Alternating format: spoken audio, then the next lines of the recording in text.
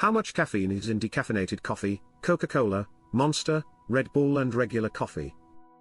Caffeine is a natural substance that acts as a central nervous system stimulant.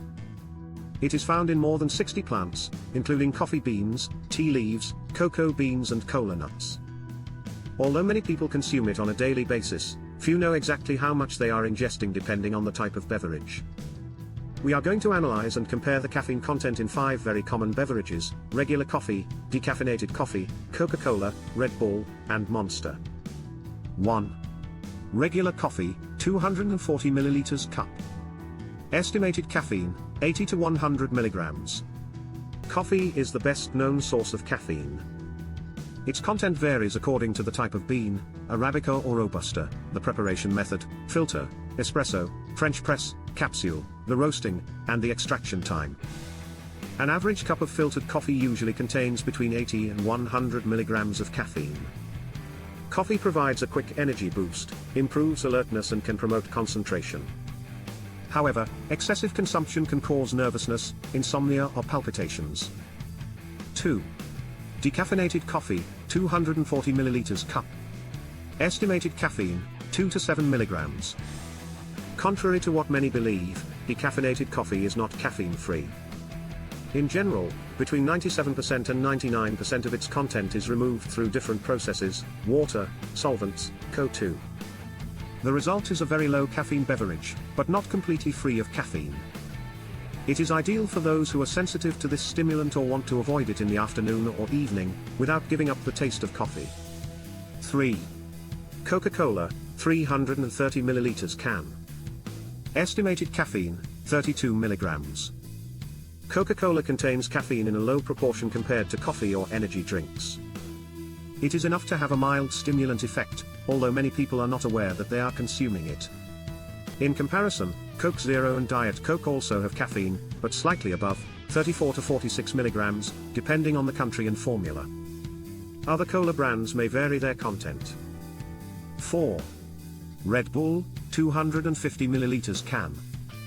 Estimated caffeine, 80 milligrams. Red Bull has a caffeine concentration similar to a normal cup of coffee, but with sugar and other ingredients such as taurine or B vitamins. Its stimulant effect is strong, especially in those who are not used to caffeine. This makes the effect fast and noticeable, although of short duration. Its use has become popular among students, athletes and people who work night shifts. However, it is not recommended to consume it in excess or to combine it with alcohol. Monster Energy, 500 ml can. Estimated caffeine, 160 milligrams. Monster is one of the most caffeinated energy drinks on the market. A single can contain as much as 2 cups of regular coffee, plus large amounts of sugar and other stimulants. Its effect can last several hours and be intense, especially for those who are not accustomed to caffeine. In adolescents and people with anxiety or heart problems, its consumption should be limited or avoided. So what has the most caffeine is: can of Monster, cup of regular coffee, can of Red Bull, can of Coke, cup of decaf. How much caffeine is safe per day? Leading health authorities agree that moderate caffeine consumption is safe for most adults. The general recommendation is up to 400 milligrams daily, equivalent to 4 to 5 cups of coffee or 2 cans of Monster. For pregnant women, maximum 200 milligrams per day. In adolescents, no more than 100 milligrams per day. Side effects of excessive caffeine may include insomnia, tachycardia, irritability, anxiety, heartburn or tremors. Other common sources of caffeine: black or green tea, 20 to 50 milligrams per cup. Dark chocolate, 10 to 30 milligrams per serving. Many people do not know this. Medications for pain or colds. Pre-workout supplements.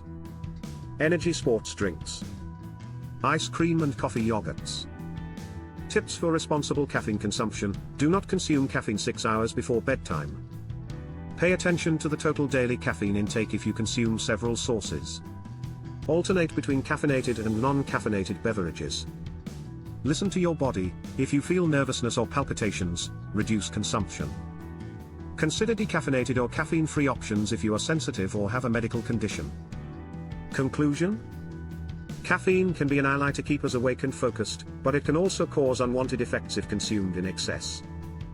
Both coffee and energy drinks have their place, but it is essential to know how much caffeine they contain and how they affect the body. The key is balance.